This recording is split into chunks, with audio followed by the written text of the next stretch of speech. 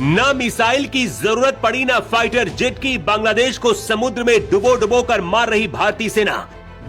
दिल्ली से 2200 बांग्लादेशियों को उठाकर फेंका बॉर्डर के उस पार, गृह मंत्री शाह के ऑर्डर पर बड़ा एक्शन। बांग्लादेश के 2 सबसे बड़े बंदरगाहों पर होगा भारत का कब्जा, जमीन से नहीं समंदर में डुबो रही इंडियन आर्मी।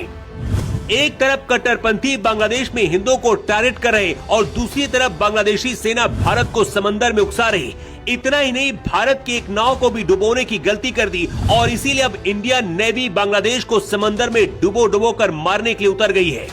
भारत अगर बांग्लादेश के 2 सबसे बड़े इन बंदरगाहों पर कब्जा किया तो भूख से भी बांग्लादेश मरेगा। लेकिन मोदी का प्लान क्या है और शाह के ऑर्डर के बाद जिन 2200 बांग्लादेशी घुसपैठियों को बॉर्डर के उस पार उठाकर फेंका गया है, किसने भेजा था और क्या करने आए थे, सब कुछ अगले 1 मिनट में आपको बताते हैं।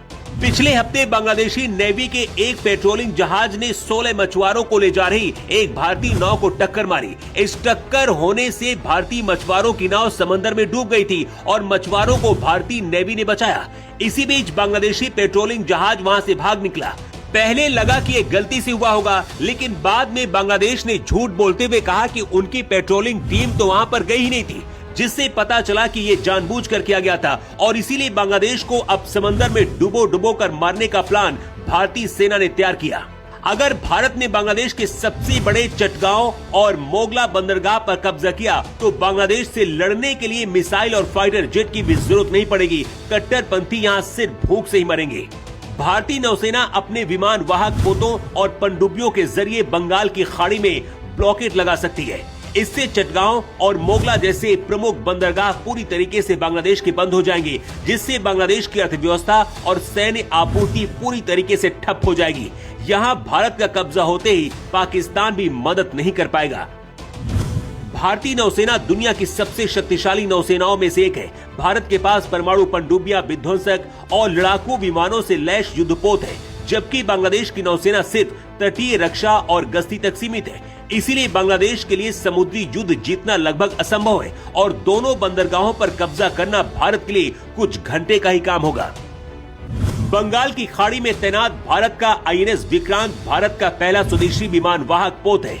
ये एक चलता फिरता हवाई अड्डा है जो MiG-29 के लड़ाकू विमानों से लैस है और ये अकेली बांग्लादेश को पूरी तरह से बंद कर सकता है। बांग्लादेश जमीन से लगभग 80% भारत के बॉर्डर से घिरा है और समुद्र से अगर भारतीय सेना ने ब्लॉक किया तो किसी दूसरे देश से भी मदद नहीं मिल पाएगी और भूख से भी बांग्लादेश मरने लगेगा। लेकिन फिलहाल भारतीय मछुआरों को डुबोने का बदला भारतीय सेना बांग्लादेशी सेना से ले रही है और बताया जा रहा है कि अब डुबो डुबो कर मारा जा रहा है। इधर दिल्ली से जब 2200 बांग्लादेशियों को शाह के ऑर्डर के बाद बांग्लादेश में छोड़ा गया तो मोहम्मद यूनुस की भी नींद उड़ गई और बांग्लादेश के कट्टरपंथी और ज्यादा भारत के ऊपर भड़क गए। लेकिन भारत ने अब बांग्लादेश को खुली चेतावनी दी है कि अगर और हिंदुओं पर वहां पर हिंसा हुई तो आगे क्या होगा, उसके लिए बांग्लादेश तैयार रहे।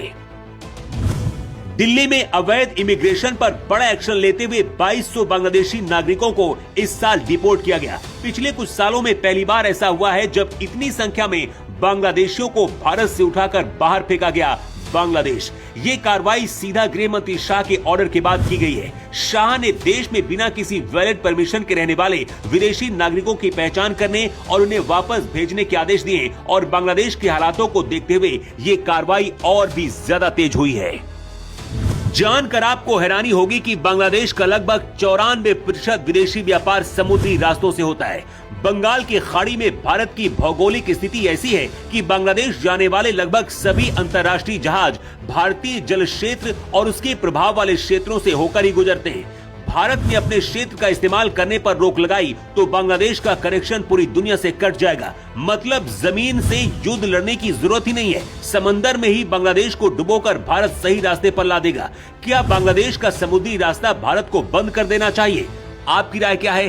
कमेंट करके आप जरूर बताएं। Bureau report.